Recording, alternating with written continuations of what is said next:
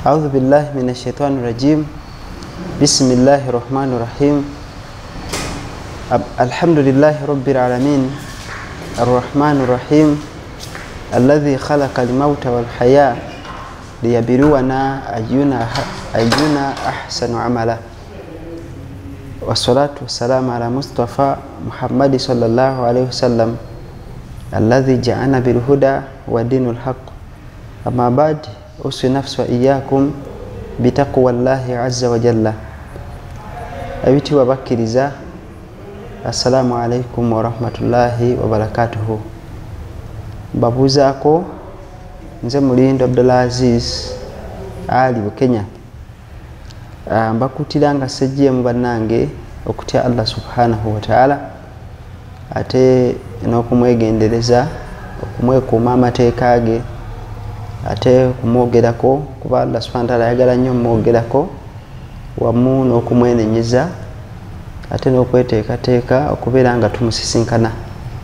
Sirema kusaasira bafunye kusoomozebwa okw'enjawulo okuva lwe twasemba okuba wano ffe ku Lwokuna wiiki ewedde, ate waliwo abafunye ebirungi. Abali mu kusoomozebwa ffenna twegumya nti Allah subhanahu wa ta'ala yali emabega w'enteekateeka zonna, ate tulina okugumiikiriza n'okubeera nga tumutya. Ekyokubiri, abafunye essanyu, abamu bazadde, abamu bakola hijja, abalala bafunye emirimu, babalinyisizza amadaala, abalala masanyu mangi mu angoozi ez'enjawulo. Nammwe tubebalizaako Allah subhanahu wa ta'ala nti alhamdulillahi rabbil alamin. Mu ngeri enjawulo ate situyinza buteebaza abatugoberera n'abatulaba ebbanga lyonna. Tubeebaza, tusaba Allah subhanahu wa ta'ala bawemu obulungi mu kutulaba. Waliwo lwe twabuuza ebibuuzo ebbanga liyiseeko emabega, abamu mwatwanukula era tubakoonako mu ngeri enjawulo. Waliwo Amirati bamuyita Zamzamu abeera Kawempe, naawe tukukoonako ne tukwebaza okubeera nga otugoberera, wamu n'omukyala ayitibwa Rahma Hudu, naawe bali kubeera nga otugoberera ate era n'okubeera nga otulaba. Ekigambo ekyo kikulu nnyo. Allah subhanahu wa ta'ala akuwemu obulungi. Waliwo n'omwami ayitibwa Kyeyune Yusufu, naawe bali kubeera nga otulaba wamu n'abantu abalala mwenna abatugoberera ate n'abatulaba. Waliwo n'Ejjuma, naye Ejjuma erinnya ly'eddala saalitegeera, naawe bali kutulaba. Namwenna mwebale, Allah subhanahu wa ta'ala bamu obulungi, ate mukubirize n'abalala okubeera nga batugoberera. Mwebale nakuddamu bibuuzo mu nziramu yonna gye mwabiddemu, Allah abawemu obulungi. Olw'okuba nti akadde kayiseeko tuyinza obutabikomyawo, naye twali tubuuzizza nti malayika Jibuliiru alayhi salatu wassalaamu alina ebiwaawaatiro bimeka? Ansi eri nti alina ebiwaawaatiro 600. Alina ebiwaawaatiro 600. Ne tubuuza nti Malakul Mauti amannya ge yaani? Malakul Mauti amannya ge amatuufu yaani? Ye Israfil.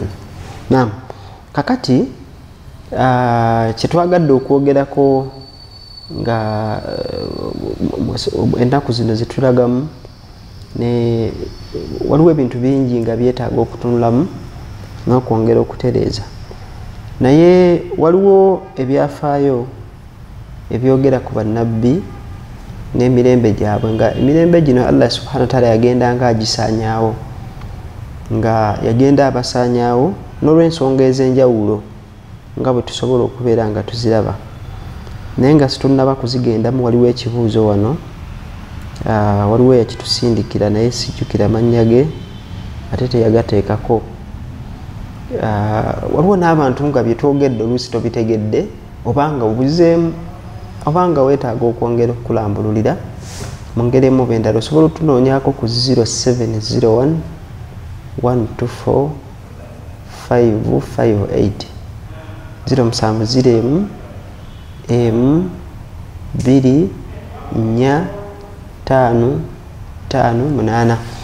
Osobola otunoonyaako tokuba naye weereza message oba WhatsApp. oba mu ngeri eyo ojja kunfuna bw'onookuba ojinza obutanfuna bulungi. Naye ekibuuzo kyali nti nabbi sallallahu alaihi wasallam ye talinaayo ku byamagero nga bannabbi abalala bwe twabawulira ne tusoma ku nabbi Isa n'ebyamagero Allah bye yamuwa okuviira ddala nga muto. Ye nabbi Muhammad sallallahu alaihi wasallam talinaayo ku byamagero bye yakola. Ansi eri nti weebiri bingi nnyo nnyo nnyo era toyinza kubeera nga obimalayo. Naye olw'obutaleka kibuuzo ekyo mu bbanga si gwe mulamwa naye katukiddemu. Singa osoma mu kitabo kya Imam Bukhari hadithi namba 2942, singa ogenda mu kitabo kya Imam Bukhari hadithi 2942, hadithi ya Sa'ad ibn Sa'ad yali atunyumiza ku bwe baali beteekerateekera okugenda e Khaybar okulwana olutalo. Nabbi sallallahu alaihi wasallam eggulo limu yabagamba nti enkya ngenda kubalondera komanda wammwe agenda okubakulira mu lutalo. Naye omusajja oyo ayagala nnyo Nabbi Muhammad sallallahu alaihi wasallam, ayagala nnyo Allah n'omubaka. Omusajja atya Allah, n'olwekyo ngenda kumubalondera. Mu kaseera ako abantu badde eka ne beesunga okuba nti singa yenze bangi ne beesunga. Naye abamu baakaaba, abalala baasuula bayimiridde nga basaba Allah nabo batuuke ku levo nabbi gye yali ayogeddeko sallallahu alaihi wasallam. Mu mbeera efaanana bwetyo omusajja ayitibwa Ali ibn Abu Talib yasula ayimiridde ng'akaaba ng'aga nti siyinza kubanga yenze, nga waliwo Abubakar, Umar, Uthman, sajja ba Abbas, sajja ba Khalid ibn al-Walid, baali bangi nti siyinza kubanga yenze. Naye batuuka enkeera bakuŋŋaana nga nabbi abayitamu sallallahu alaihi wasallam. Naye bwe yabayitamu kubeetegereza kubanga yayitanga mu nnyiriri ng'ayagala okugyamu abaana abato, abalema, abasajja bakulu batasobola kulwana, yagenda nga abajjamu. Kati mu mbeera efaanana bwetyo abuuza nti Ali luddawa? Bamugaa nti Ali yasuze ayimiridde ng'akaaba, amaaso gazimbye n'ebigere, tasobola kutambula. N'abagaa nti mumuleete. Ne bamuleeta nga bamusitulidde mu nkwawa muno nga bamuwalula nga tasobola kutambula. Bwe bamutuusaawo n'amubuuza nti kiki? N'amugaa nti nasuze nsaba Allah antuuse ku levo y'omusajja oli gwe wayogeddeko, ayagala ennyo Allah ate n'omubaka we. Nsaba Allah naffe akituwe, ffe naawe atulaba atugoberera. Tusaba Allah atuwe omukwano gy'ali nga tumwagala Allah waffe ate atuwe n'okubeera nti twagala nabbi waffe Muhammad sallallahu alaihi wasallam wamu n'okumugoberera. In fact nga tuyimiriddeko awo kati tewali ngeri yonna gyoyinza tugambamu nti njagala nnyo nabbi sallallahu alaihi wasallam nga toyinayo sunna ye neegi ekulabikako, tekisoboka.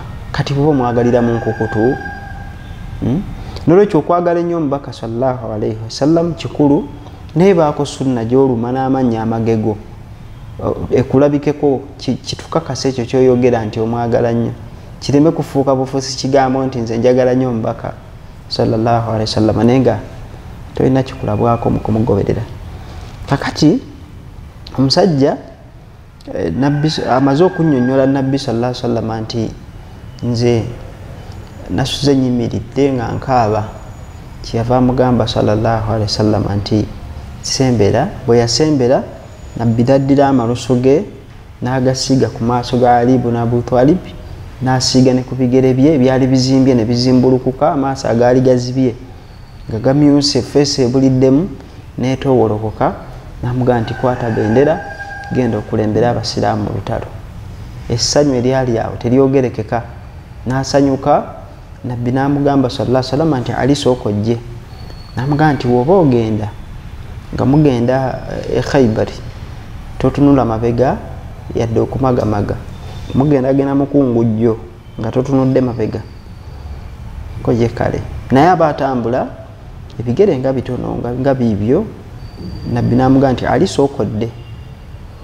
Ali ibn Abu Talib n'atambula ngadda kyennyuma ng'atambula dda mu livansi.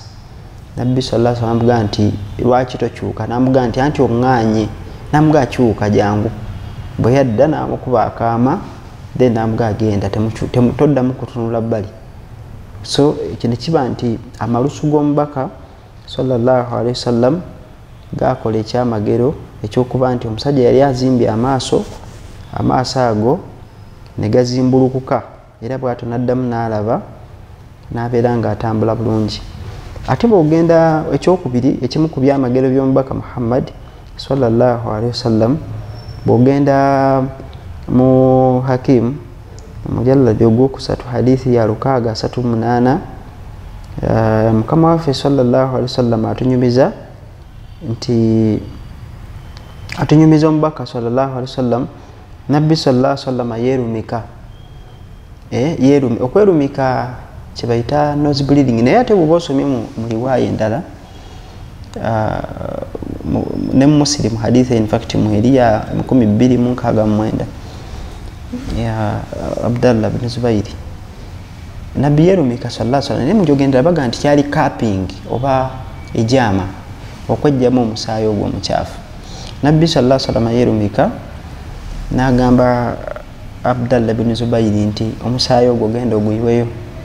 Abdallah bwe yagenda emmanju n'atuukawo n'asoberwa nti nguyiwe kasasiro, ku kasasiro bakolako ebintu bingi, nsime ekinnya nguyiwemu, ate omuntu ayinza okujja n'asimawo n'akojobawo, kubanga tewaliwo biseera ebyo tewaliwo toilet ya kinnya, basimanga ne bakozesaawo. Kalaga nti bwe nsitimawo ne nteekawo omusaayi gwa Nabbi nga tekijja, bw'atyo n'agunywa n'akakebe n'akakomba. Abdallah ibn Zubairi, Jibril alayhi salatu wassalamu najja n'amugamba ebibaddewo. Kati Abdallah ayingira nga Nabbi sallallahu alaihi wasallam already ategedde omwana ono kye yali ava okukola.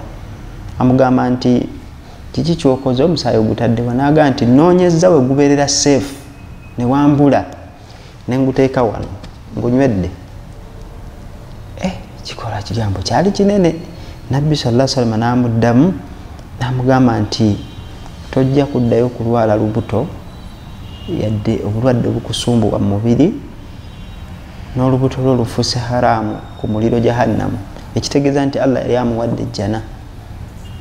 Ekitegedde ekyo yanywa musaayi gwa Nabbi sallallahu alaihi wasallam. Era Abdallah ibn Zubairi, Hajjaj ibn Yusuf Athaqafi yamutta ku mulembe gwa Amir Abdul Malik ibn Marwan. Abdallah ibn Zubairi bwe yali alondeddwa mu Makka okukulembera Makka, nga bakoze obukulembeze obwokubiri nga beekutudde ku Amiri Abdul Malik ibn Marwan, omusajja yali ava mu kika ky'aba Umayya. Baali bamwekutuddeko ne balonda Amiri owaabwe nga bagamba nti yasaanidde okufuga, so si omusajja yayitibwanga Abdul Malik. So ne beerondera Abdallah ibn Zubairi yaba akulembera ekigintu ekyavaako olutalo olwavaamu n'okusuula Kaaba n'egwa ku ttaka, nga Hajjaj ibn Yusuf Athaqafi akulembedde olutalo olwo. Muli ngamba singa esitole gye mbadde ngendo banyumiza, naye tubadde twetegereza insha Allah. Bwe munaabanga musabye bwe banaabaawo okusaba okuzze nti tusome ku sitole ya Abdul Malik ibn Marwani ne Hajjaj ibn Yusuf Athaqafi, tayari insha Allah tujja kugisoma bwe kunaabanga kwe kusiima kwammwe. So what Abdallah ibn Zubairi n'abanga yafuna ejjana, era nga Nabbi sallallahu alaihi wasallam bimugamba nga wa myaka 13, n'abanga yakula akimanyi nti olubuto lwe luziziddwako omuliro, naye tekitegeeza nti baali bakumusokoola, ebirala baali bakubitwala mu jahannam. Yenna aba wa mu jjana. Tusaba Allah subhanahu wa ta'ala naffe atuwe ejjana. Ekirala nga nakyo kyali kyamagero ku mubaka Muhammad sallallahu alaihi wasallam. Osobola okugenda mu kitabo kye bayita Tirmidhi, Musnad Imam Ahmad, hadithi ya 2,385. mu kitabu kya Musnad Imam Ahmad hadithi ya mitwalo 2,1385. Omusajja yajje wa Nabbi sallallahu alaihi wasallam n'aloopa n'amugamba ya Rasulallah nina ekizibu. Hadithi eno ina riwaya 2 oba 3 mu bitabo ebirala byesaanoonyerezaako okunoonyereza kumala naye nga ndi shuwa nti eno hadithi ntuufu. Ina enjogera endala katono ennyo ke nasomyeko. Omusajja yajja n'aloopa ewa Nabbi sallallahu alaihi wasallam nti nina neiba, naye neiba ayina omuti gwa ntende naye amatabi geewunzikidde eno mu luggya lwange, naye nagumusaba agumpe yagaana, naye mugamba agunguze yagaana. Ate nina abaana bamanyi okuzannya ne bakoona entende zimanyi okuwengera ne zigwa mu luggya ate bazirya ate baba balidde haramu. Kati mu hadithi eyo njogera endala bagamba nti omusajja yali afulumanga mu muzikiti ng'eswala yakaggwa, ng'olubi okumala eswala bwe bati ye nga afuluma nga agenda paka lumu Mukama waffe sallallahu alaihi wasallam yamugamba nti owaayi sookodde, lwaki opapa okufuluma omuzikiti? Gwe tolina bwetaavu ku Allah? Ekiwulidde ekibuuzo ekyo? Lwaki opapa okufuluma masjidi? Gwe tolina bwetaavu eri Allah wo? Omusajja n'addamu nti obwetaavu mbulina, naye nina ekizibu. Neiba omuti gugwa era kati bwenkeerewamu abaana mbasanga entende baziridde, naye mbakuba engalo mu kamwa, ateeka engalo mu kamwa ne basesema, abaana bange saagala bali haramu. Kale wulira abasajja bwe baali bafaanana. Ate kati olwaira omuntu ali enguzi n'asabirako n'ekyokunywa, naye nga tafuddeeyo n'atwalira abaana n'abaweerera, naye ng'abaweerera ku haramu. Awamu n'ekyo nga naye akimanyi nti baana bali haramu. Naye olwekyo kintu kibi nnyo. Kati omusajja Nabbi yamumubuulira nti ye gundi ko ye kale bwe badda mu swala, Nabbi sallallahu alaihi wasallam agamba nti omusajja oyo neyibawo nkusaba omuwa omuti ogw'entende gumuliraanye gumuwe. Bw'onoomuwa ogwo omuti gumu, Allah agenda kusimbira omuti mu jjana. Kakati tosobola kubuuza nti gungase eki, amakulu naawe ojja kuba mu jjana. Ndoza kitegerekeka. Omusajja n'agamba nti ejjana ennemye sijja kukisobola, omuti sigugaba sigutunda, era n'asituka n'agenda. Nabbi n'amukoona muntu oyo yakyasinza obukodo. Musajja mukodo nnyo, musajja mukodo. Kati mu mbeera efaanana bwetyo omusajja Nabbi sallallahu alaihi wasallam n'abuuza nti ani ku mmwe ayinza okugula omuti ogwo gumu ne Allah subhanahu wa ta'ala amusimbire omuti mu jjana. Mu basahaba bonna mwavaamu omusajja omu, kigamba nti yali Uthman ibn Affan, n'agenda n'agula omuti, n'adda n'abuuza Nabbi sallallahu alaihi wasallam nti omuti ddiiba eri ekyaliwo?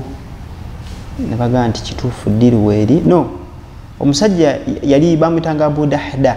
Waliwo Abu Darda ne Abu Dahda. Yali Abu Dahda si Uthman, yali Abu Dahda. Abu Dahda yali mugagga mu Madiina omwo, n'alumba omusajja n'amugamba nti ogwo omuti gumpe nkuweemu ennimiro yange eri. Ne bakola endagaano, n'amuguza endagaano. Abu Dahda n'adda eka yasanga omukyala ali mu nnimiro ng'alina emmere gy'ajjayo, n'amugamba nti bireke tobijjaayo, ennimiro ngitunze. Omukyala amubuuza ogiguzeemu ki? N'amugamba ngiguzeemu ejjana. Omukyala kyeva amugamba nti bukyanga osuubula, leero osuubudde olusuubulo olutuufu. Abu Dahda nno gwe bagamba omukyala yayogera ebyo, omukyala we waka.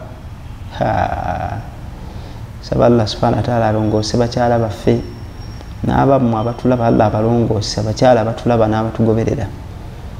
Mukyala kyayinza okugamba nti ennyumba ye just kuba akafaananyi mu mpangala zaffe eza bulijjo nti omugayi nti amakanga tunze ku muzikiti wabaddeyo omwetaavu nengatunda sente nenzimuwa. Geddayo eka leero atulaba, geddayo ng'omwami okigamba ajati olabanga atabusa omugambanga mangu nti nsaaga seeka yabitugambye. Otherwise fensi gye tuwangaliramu ndala, tusaba Allah tusaasire.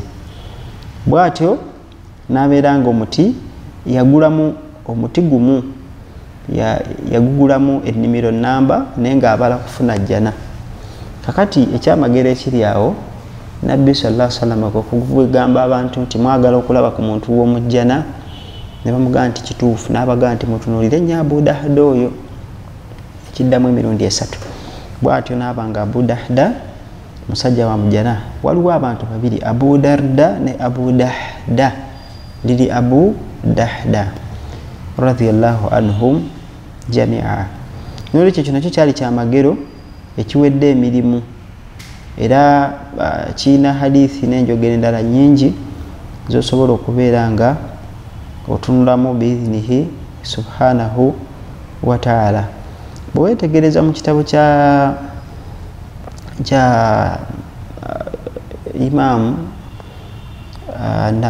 Nabawi, yawandiika ekigambo Arba'ina Nawawi. Imam Nawawi ayina ekitabo mwe yawandiika hadithi, naye nga ne mu bitabo ebirala mweri singa obadde nga oginoonya mulimu batunyumiriza nti baali bali mu kusima, kubanga waliwo olutalo Nabbi sallallahu alaihi wasallam lwe bamwadvise nga baswahaba be nti tusime ekinnya okwetolola Makka, okwetolola Madiina, kuba yali aga nti tulwanire munda mu Madiina.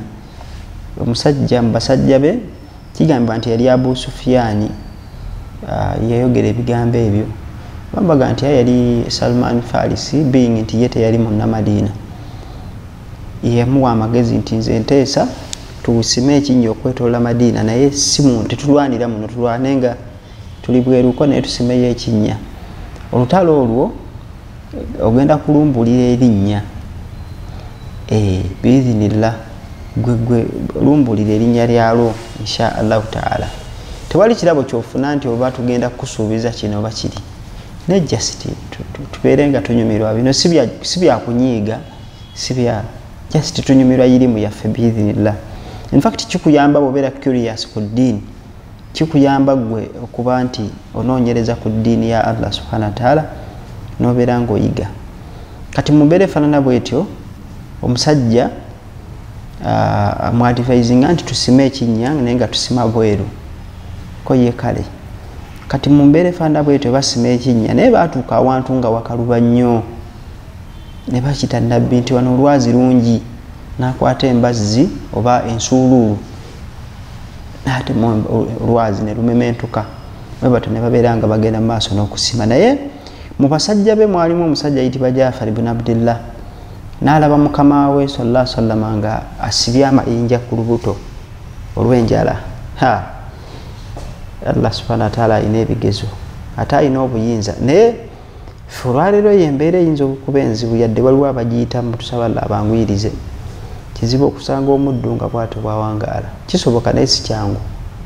Tumusaba Allah atuwe obulamu obulungi ku dunia ne ku akhira. Kakati agenda olaba nga Nabbi sallallahu alaihi wasallam Jaafar ibn Abdillah asibye amayinja ku lubuto, kyeva yeemulula n'adduka n'addayo eka. Abuuza omukyala, tukimanyi nnyo nti Jaafar yali musajja mufumbo, twamwogerako nti Jaafar ibn Abdillah yali musajja era yali awasizza omukyala wa myaka 62 ng'awasa wa myaka 14 15. Twabyogera story twagyogera, aginoonya osobola okugenda mu YouTube n'owandiika Global Television, oyinza n'okwongerako akagambo nti Bilali. Story eyo mu YouTube channel mweri kasitoni nengera nga nze aliko kuliko Sheikh Abdulaziz. Story eyo osobola okugisangayo. Yali musajja mufumbo, abuuza omukyala nti waliyo koolinayo, n'agamba nti waliyo embatu 2 ez'eŋŋano. Namugamba nti ziteeketeeke, embwa nti nva tewali. Ko ye kale kati kanziruke nzireyo ntegeeze ku Nabbi sallallahu alaihi wasallam kye ngenda okukola, saagala nnoonye nga tandaba. Olabye empisa? Bwe yadda n'amukuba akaama nti ya Rasulallah, ntegesa akamere naye kamala abantu 4. N'olwekyo nkuyita jje tuliye, wamulula empola mpolo jje tuliye ne basajja bo 4, emmere ejja kutumala. Embatu ezi 2. Nabbi kyabaga baasi abange muumuze ensuuluulu. Jaafar ibn Abdillah yafumbye emmere atuyise omusajja n'akwata ku mutwe nti ya Rasulallah nzise busi emmere nga emala abantu bana naga naye batono nabbi sobola mwana okula kyeyava atambula dde ewaka naye aba agenda nabbi sallallahu alaihi wasallam amugamba nti omukyala mugambe nti eŋŋano agenda kufunayo banne bamuyambeko mu kugoya teweerabira nagenga mbatuzaali nnya n'ekyokubiri embuzi temugijja kuba yali asaza akabuzi akato aga nti embuzi temugijja ku kyoto naye ng'ebyo nabbi tabaddeeyo era tabirabyeko naye yakimanya nti bibafumbye si lwakuba nti emmere yali common of course waliwo n'ebirala naye ekyo kikulaga nti yali nabbi abasajja kigambibwa ne bawummuza ensululu abasukka mu 7 abambaga baali basukka ne mu 108 ne bagenda ewa Jaafar ibn Abdillah balye kamere naye bwe yatuukayo munabbi sallallahu alaihi wasallam n'abagamba nti yabasanga bagoya ŋŋano n'amugamba nti jjamu engalo n'afujjamu amalusu n'abagamba nti mugoye jjafune ne banne bakuyambeko n'agenda ku nva we zaali ku kyoto namwo n'afujjamu amalusu n'abagamba nti temwongeramu ekirungo n'ekimu bibyo bimala kati tebwerabira nti abamanyi bamaseeka baffe Allah batukuumire nabbi yatugamba sallallahu alaihi wasallam nti walathatum anbiya be basika bannabbi abamanyi bonna basika bannabbi sallallahu alaihi wasallam akati mutuleke tuwandeko mu mmere zammwe mbadde nsaaga ekyo kyakusaaga temukitwala so abantu ne balya chapati ne bazikoowa bukooyi ne balya ennyama ne bakoowa bwe baali bamaze okulya nga buli omu asibye nga atwala nabbi n'agamba Jaafar ibn Abdillah nti eyo emmere mugenda giryako ennaku 3 kyoba okola gikuumire ku kyoto nga ebuguma mujja kugiryako ennaku 3 okuva leero era bwe kityo bwe kyali ne balya emmere ennaku 3 nga tefudde nga teweddeewo ate nga namu bulungi nnyo nolwekyo kinakyo kikulu kyamagero kati ekisembayo tugende ku mulamwa gwa leero ya hadithi eri mu Muslimu ya 2331 hadithi ya Anas ibn Malik radhiyallahu anhu atunyumiza ku mukyala tiba Sulaim oyo nno nga maama we yagamba nabbi sallallahu alaihi wasallam nti jangu tulye ya Rasulallah nabbi ndi yagaana naawe tanajja tulye kakati nammwe njagala kuba challenge abatugoberera nammwe kennyini mutuyiteko tulye kamere ate mugaa nti seeka ayagala kulya si kulya mulise ku bantu emmere kirungi era Mungu bwe yayogera kuliisa emmere mu Qur'ani okulaga nti okuliisa kirungi bwe yayogera ku bantu aboononefu yagamba nti tebaliisa wala yahuddu ala ta'amin miskin tebaliisa n'abantu ba misikini mmere abantu abo babi abataliisa so nga okulya emmere Allah yakureplacinga ku kusiba Ramadhani okusiba omwezi ogwa Ramadhani mpaji ya ddiini atasiibe alye ataliise kati mulise ku bantu emmere ne baayita nabbi sallallahu alaihi wasallam ngati wali mukolo siga nti waliwo dduwa waliwo kyebwa nti jangu tulye kamere ya Rasulallah nabbi najja ne bali bamala okulya nabbi sallallahu alaihi wasallam n'asalawo n'abasaba nti mukkirize nebakeko wano bamuleka yebake naye okuba nti ensi yaabwe yabbugumu n'atuyana nnyo sallallahu alaihi wasallam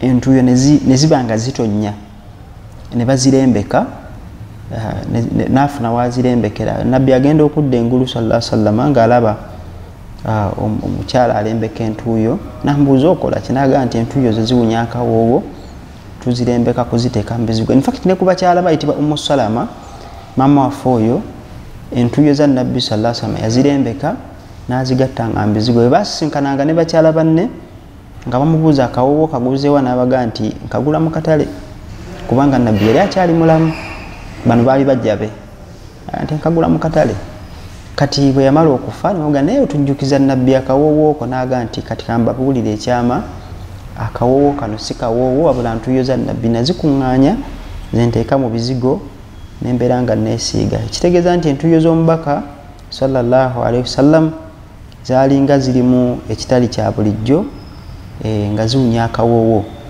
ate ekitali kuffe era tukubiriza abavubuka ffenna buli amanyi nti okyali myaka mivubuka okubirizibwa okunaabako bajjama.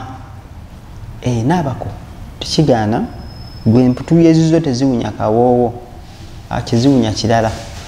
Ebuuzo oyo akuliraanya ajja kikuweera erinnya, entuyo ezo ziba ziwunya ekirala, kintu kirala nnyo. Nolwekyo tokalubiriza baddu, gwe naabako. Nolwekyo ebyamagero by'omubaka Muhammad sallallahu alaihi wasallam byakola bingi, era tujja kubireeta insha Allah bw'abanga Allah atusobozesezza. Kakati leero nagadde twogere ku nabbi ayitibwa banabi babiri, obudde bunaabutuganyiza naye twatubogereko okusinza nti ebyafaayo byabwe si bigazi nnyo. Nabbi Lut alayhi salatu wassalamu, nabiyullahi Lutu alayhi salatu wassalamu, ono naye nabbi wa Allah subhanahu wa ta'ala, era nga Allah subhanahu wa ta'ala yamutuma ku byalo ebimanyifu ennyo bibayitanga ani. Toyinza kubuuza ekyo ebyalo oli omu abimanyi, ojja bitubuulira mu lulimi lw'oggwe nga bw'obitegeera. Kakati abantu Allah yamuwa ekigezo nti musajja wattu yazaala abaana bawala bokka. Akyonna nakyo kyengera, waliwo ataazaala abalenzi bokka, so waliwo abannabbi abatazaala mwana ku nsi, waliwo n'abazaala sekisa ebbiri ate Allah n'azitta. Nabbi sallallahu alaihi wasallam, Nabbi Muhammad sallallahu alaihi wasallam yazaala abaana sayidi zonna, yazaala ku bawala n'azaala ne ku balenzi, naye abalenzi baafa n'asigazaawo abawala. Ye nnyini agenda okufa sallallahu alaihi wasallam nga mu baana be wasigaddewo omwana ogwo ayitibwa Fatima radhiyallahu anha. Kakati Nabbi Lut alayhi salatu wasalam yazaala abaana bawala bokka, tekwaliko mulenzi. Naye omulembe kwe yawangaalira kwaliko abasajja nga tebakyegomba baana bawala, ng'ate bo beegomba basajja bannaabwe, so n'abakyala nga nabo beegomba bakyala bannaabwe. Nga bwe guli leero lwakuba kiraka tegutuuka ku mulembe gw'oli, kuba ate baali batuuse ku levo nga n'okukwata basobola okukwata wampaka. Ekyo kyali kibi nnyo. Nolwekyo ebikolwa ebyo omusajja yabivumiriranga n'abibagambanga lwatu nti bannange musinze Allah ebyo mubiveeko, naye nga tebawulira. Basajja nga bakola emputtu nga baagala basajja bannaabwe. Kati ekisinga okukwasa ennaku, kubanga Mungu akola bino byonna abituteerawo ng'ayagala ffe tuyigireko, nga mu Qur'ani bw'atugamba nti wa inna nakusu alayka min amba'i rusul, twasalawo gwe tukunyumize gwe Nabbi Muhammad sallallahu alaihi wasallam ebyasooka mbakulembera mbannabbi ma nuthabbitu bihi fu'adaka, gwe tunyumiza ofune woonywerera, wajaaka fi hadhihi alhaq, ate bye tukunyumiza mazima, wa mawidha nakubuulirira, wa dhikra lilmu'minin, nakujjukiza eri abakkiriza. Kakati mu mbeera efaanana bwetyo bino tubinyumya ffe tufunemu ekyokuyiga ffenna wamu. Nabbi Lut alayhi salatu wassalam, Allah yali yamuwa ekigezo nti omukyala gwe yayinanga ewaka ate yali ddiira nga addiiringa mu kuziga, yali mukyala nga aziga, yali mizigo mu njogera y'ekivubuka, ng'aziga awali ddiiru n'abaguliza ku abo bekikwatako. Kati yali azigira ate basajja basiyazi n'abakyala. Kakati azigira abavubuka b'omu katundu nti ewange wakyaddeyo abaami baali bana. Abaami abo baali basoose wa Nabbi Ibrahim alayhi salatu wassalam okumuwa amawulire nti Allah agenda kuwa omwana omulenzi. Kati gye baava ne balyoka bajja ewa Luutu. Kakati omukyala teyamanya nti bano abazze si bantu. Nabbi ye bwe yabalaba yakimanya kuba baamubuulira, ndi ku Luutu si Ibulayimu, baamubuulira nti ekiriwo tuzze kunyiga kumalawo bantu ba mulembe guno, kyekituleese. Kakati mu mbeera ey'okutegeera nti baagala kumalawo bantu bagenda kubasaanyaawo olw'ebisiyaga, ye yafuna instructions okuva eri omulezi we nti kwatamu abo b'olowooza nti be bantu bo abakukkiriza. Kuba yasaba edduwa, Allah wange tewalisaanyizaawo kyalo ku lw'abantu 1,000 abalongoofu abakiriko. Ne bamuga banoonyeeko baamubula. Kale ku lw'abantu 2 ku lw'aba baamubula nga tebaliiko. So kyeyava akwatako abaana be n'abatonotono be yali ayina. Kati omukyala ono mukyala we yali afulumyemu kudduka kuyita bali abaami abavubuka b'omu kibuga, agenze kubayita nti ewange nfunye abagenyi, mwali badde mwettanira ne mujja ne mubeera nga mubakozesa mubakwate lwampaka kale ekigambo kyali kibi nnyo era kyali kinene naye mu kaseera ako omukyala akomawo yasanga bano beeteekateeka bafuluma bagenda naye nga takimanyi kubanga bano bwe baalumba Luutu bamugende nti abasajja b'olina mu nju yo batuwe tubakozese ne bagamukkirize baweemu bawala bange ne bagaana nti ffe twagala basajja omukyala teyakimanya nti baweereddwa instructions nti bwe muva ku kaalo don't look back temutunula mabega mugende straight kakati ye yasigala abagoberera nga bw'abasuulira bano abaali bazze mu kusooka ewa Luutu okutegera sitole n'obutuufu baali batonotono abantu nga 7 kakati nabbi Luutu amalobaga nti sinza kubawa bagenyi bange ne baddayo beekuŋŋaanye bakomewo nga bangi basobole okugjayo abaami bano mu nju lwampaka basobole okubeera nti babakozesa kyali kibi nnyo nabbi wa Mungu akwata abantu be alinnya ensolo bavuga bagenda naye nga ababuulidde nti waba n'omwatunula emabega omukyala yajjanga abavaako mabega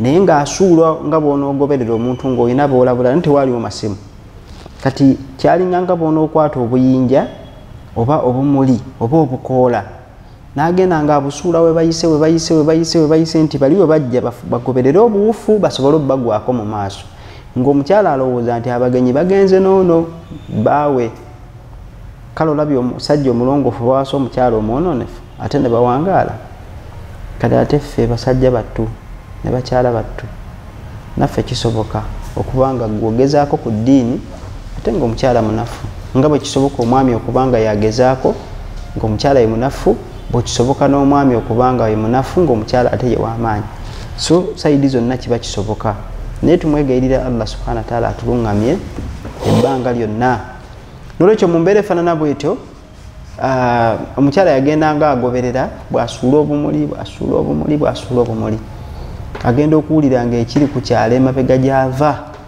nga tekyogerekeka nga kinene nnyo emiranga enduulu okuwoggana kyeyava akyuka atunuleyo alabe kiki ekiri eyo awo wennyini bwe yakoma kigambibwa nti n'afuuka ekibumbe awamu n'ekyo ng'ekibumbe ekyo kyamunnyo kakati bano ki ekyabatuukako abaali basigadde emabega ekyatuuka ku basigadde emabega ku baali bazze kwaliko malayika wa Mungu aleeta obubaka ku bannabbi malayika oyo nkusaba ombuulire erinnya lye yaani bino siibabuuza lwakuba nti mba sibimanyi naye nkusaba tutambulire wamu biidhinillah ojja kumbuulira amannya ge yaani malayika oyo atambuza obubaka ku bannabbi kati gw'ojja kutuweereza obubaka ku 0701-M24-558 nabbi oyo yaani otubuulira amannya go ne wajja osinziira biidhinillah kakati oyo malayika oyo kyeyava asituka mu bbanga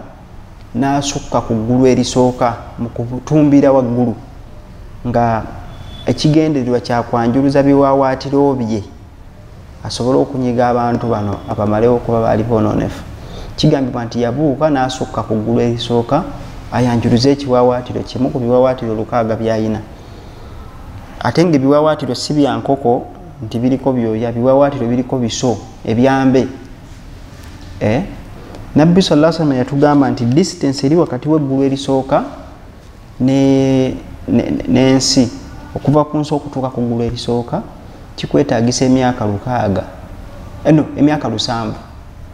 emyaka 7 ng'ova wano ng'ogenda ku ggulu eri erisooka ng'okozesa ensolo esinga okudduka kati mbale ennyangu gwe kibale bwoti tunuulira ennyonyi ezitwala abasaabaze zibuuyingi ezo ezitwala abantu ezo otunulire buli ssaawa edduka kilomita 9 eyo ennyonyi 9 ezimu zikoona 1000 kati kuba tekinologi akuze kati buli ssaawa edduka kilomita 9 ku 1000 kibaleebalemu olowooza kiyinza gitwalira bbanga ki okutuuka ku ggulu erisooka panvu nno liba panvu nnyo kati mu mbeera eyo efaanana bwetyo nti ye distance eri wakati naye Jibuliiru alayhi salatu wassalamu yakka n'ebiwaawaatiro bye yajjako kimu n'akifumita mu ttaka paka ku kkowa n'abakukunulayo n'abambusa ku ggulu erisooka asobole obbafuula ekintu ky'otutte ng'okikutte bwoti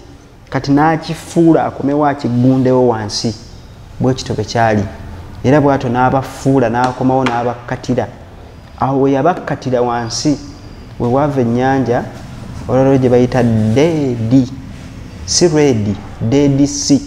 Genda mu Google binoonyerezeeko ebintu ebyo ebiri temulimu kiramu na kimu kivaamu wabula bajjamu butwa abalasha n'abalala bajja ebirungo bibakolamu obutwa obwo bagenda bawa abantu simanyi naaziko simanyaani n'ebirala bingi mu mbeera efaanana bwetyo. So abantu bwe batyo Allah n'abazikiriza olw'omuze omubi ogw'okuba nti bagenda ku basajja bannaabwe bagenda ku bakyala bannaabwe ogwo omuze gwali mubi era bw'atyo Allah subhanahu wa ta'ala bwe yabazikiriza ku lw'omuze omubi ogwenkanidde awo.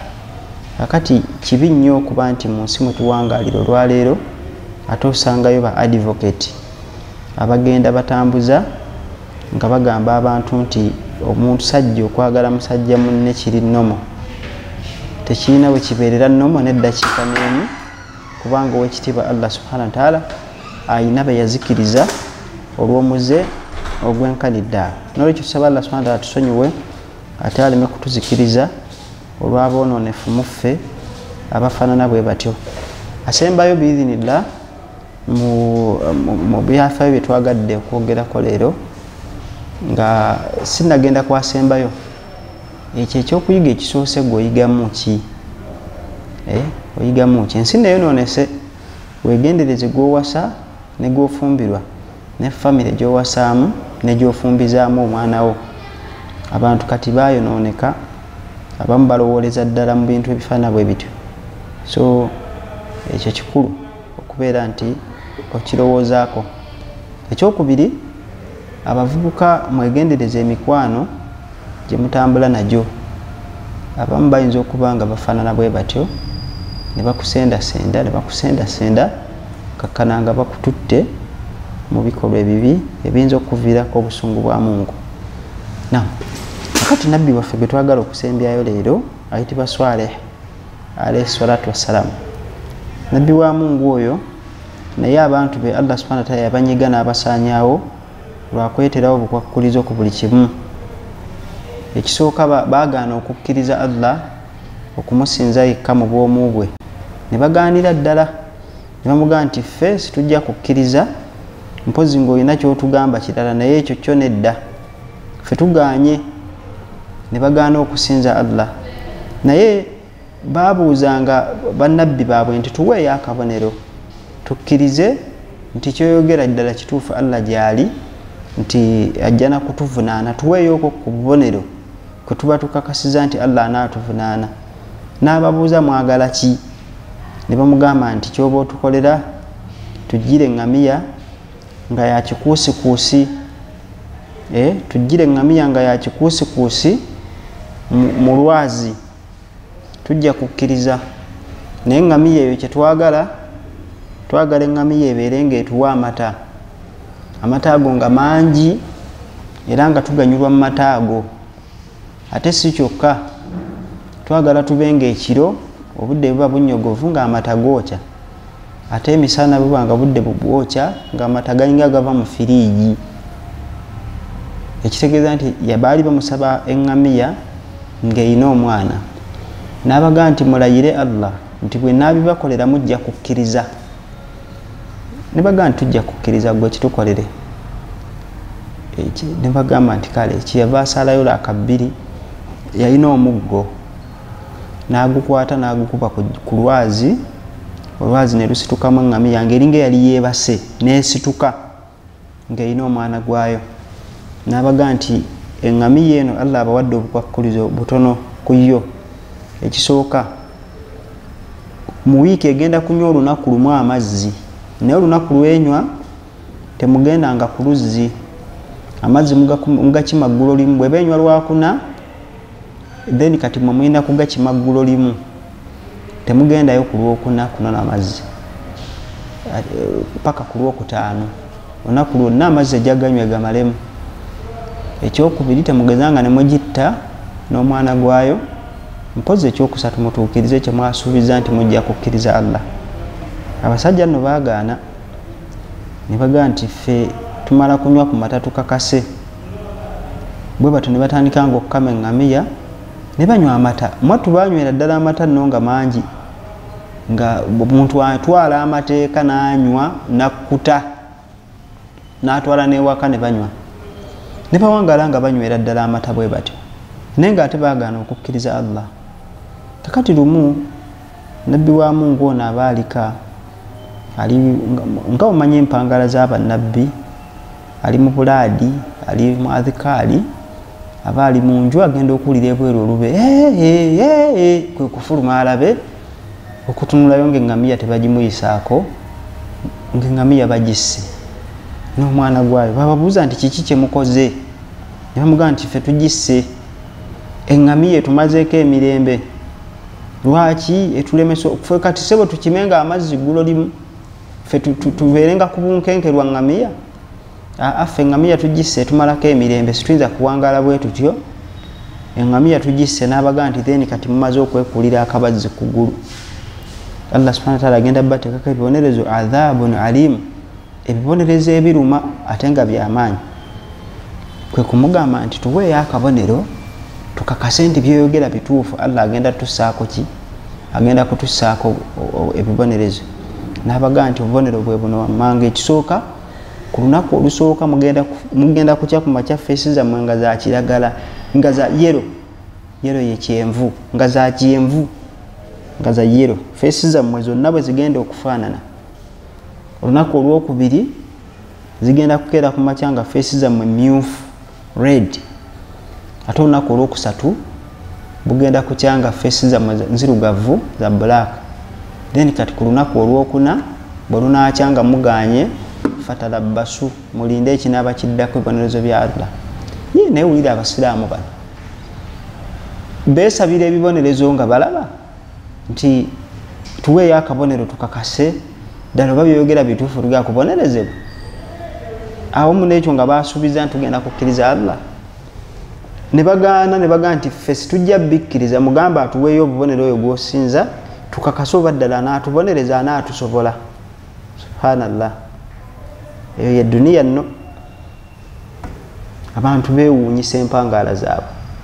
Kakati olusooka ne bagaa katulinde tulabe bwe bunaakya, bwagenda okukya ddala nga feesi zaabwe za yero. Ne bagaa mmwe tebibanga bya ddala. Olwokubiri lugenda okukya nga feesi za red. Ne bagaa nno kirabika ebizibu bigenda tujjira. Olwokusatu bugenda okukya nga feesi nzirugavu.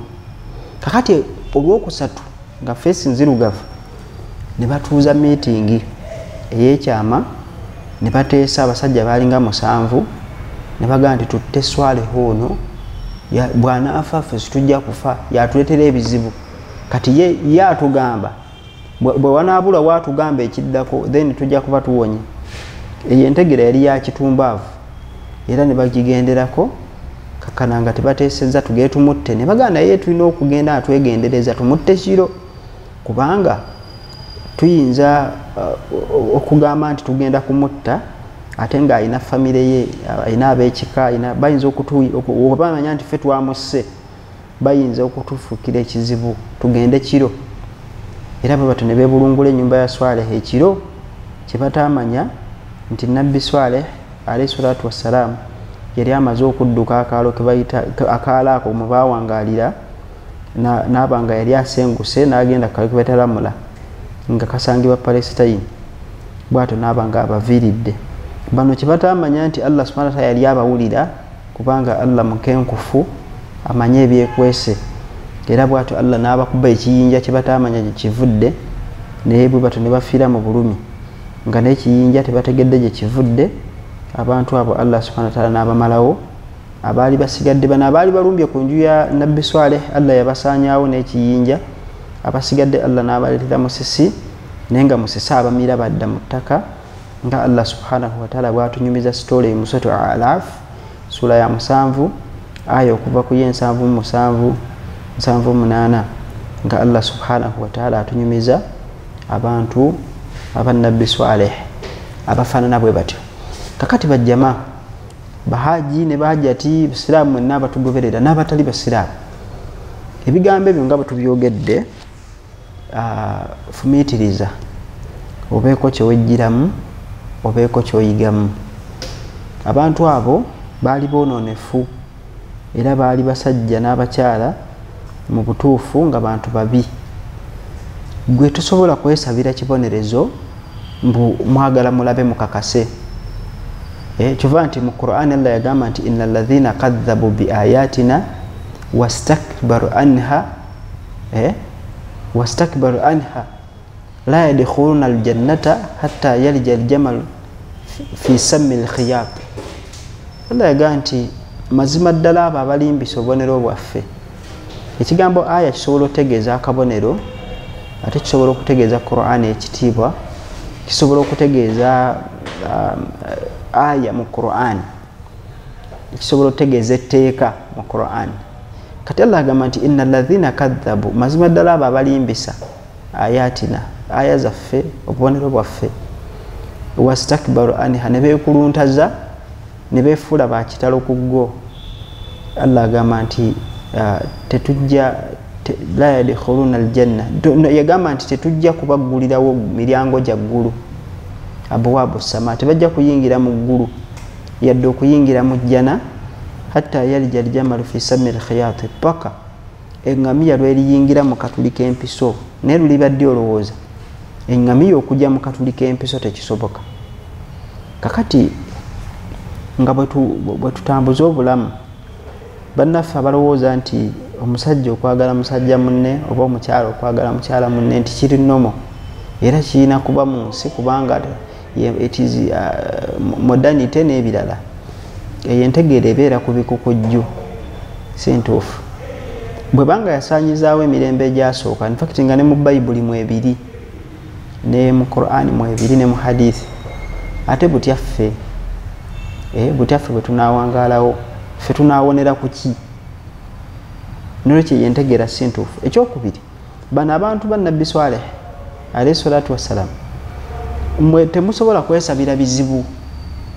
Ne bw'oba oli mu bizibu nga ensewulire ekutamye, ate tosobola kwesabira bizibu noga nti ffe twagala kino otukolere kino tukole kino. Teweeteraterangawo bukwakkulizo.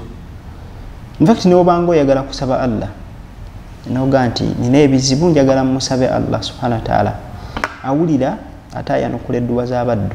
Naye ekikulu nnyo gwe obuteeterawo bukwakkulizo, wadde tojja kumalako, tosobola kumalako na duniya ya Mungu. Obwo obukwakkulizo bwe tugenda tweteerateerawo ate butunyiga ffe kennyini ababutaddewo, butukosa, bubeera butukosa. Nolwekyo neekubiriza nga naawe bwe nkukubiriza muganda nga mpuliriza nti embeera eyo ey'okuguguba n'otuuka okweteerawo obukwakkulizo ku mateeka ga Mungu si ntuufu, si ntuufu. Nti nze mwe mwalaba mutya nti mu Kabuli waliyo ebibonerezo, njagala kumala kutuukayo ndabe. Kigambo kinene gwe n'otuukayo onodda nga ni yakomawo gw'omanyi nti yagenda n'akoma. Ova kuba n'abayaayi abaga nti nze nagenze nendaba Katonda, tekisoboka. Ebyo baba mu mboozi, kiba kibooziboozi kyabanyumya. Nolwekyo teweeterawo bukwakkulizo. Bwe bagambye nti kino Allah kyayagala, kino Nabbi sallallahu alaihi wasallam kyeyasomesa, eno yenteekateeka entuufu mu bulamu bwaffe, mu busiraamu bwaffe, mu kusa eddiini yaffe mu nkola, gwe toteekawo bukwakkulizo kubanga oli mutonde atamanyi n'ebyo Allah bye yakuteekako ate by'otambula nabyo. Olina ebyenda naye tomanyi bwe bifaanana, in fact toyagala kubimanya bwe bifaanana. Olina ensigo, olina ekibumba, olina omutima, naye bagamba nti katugusaleyo tugukulage, gwe oyinza okikkiriza? Then kati lwaki omuntu aba akalubira ku ebyo Allah subhanahu wa ta'ala byaba ayogedde? So amateeka ga Mungu tetwekuluntalaza, tetweterawo bukwakkulizo, ate situfuuka bakiwaji, eyo embeera Allah subhanahu wa ta'ala tajagala. Nolwekyo irimu wawe tukomye insha Allah tujja otandikira sabbiiti ejja insha Allah ta'ala ku lunaku lwe lumu ku Lwokuna, ate wekuumireko ku makya programu eno ebaako, then nekawungeeza eddibwamu nobeera ng'ogyekkaanya osobole okuba ng'oyigamu, ate ne banno osharingeko nabo biidhinihi subhanahu wa ta'ala. Maliriza n'akalowoozo kano ka byabulamu kasobola okugasa mu ngeri emu oba endala. Ekisooka wemanyiza okunywa ku mazzi okusukka mu mbeera ya bulijjo. Omuntu olunaku yalibadde anywa lita waakiri 2 naye engeri gy'oyinza ozinywamu ofuna eccupa ng'erina omumwa mutono n'obeera ng'onywa ojja kulaba ng'ozinywedde totegedde nti ziwedderamu. Kakkananga ensonga tetambudde. Wabarakallahu fizakumul khair. Nze Mulindo Abdulaziz. Assalamu alaikum warahmatullahi wabarakatuh. GTV for unity and development.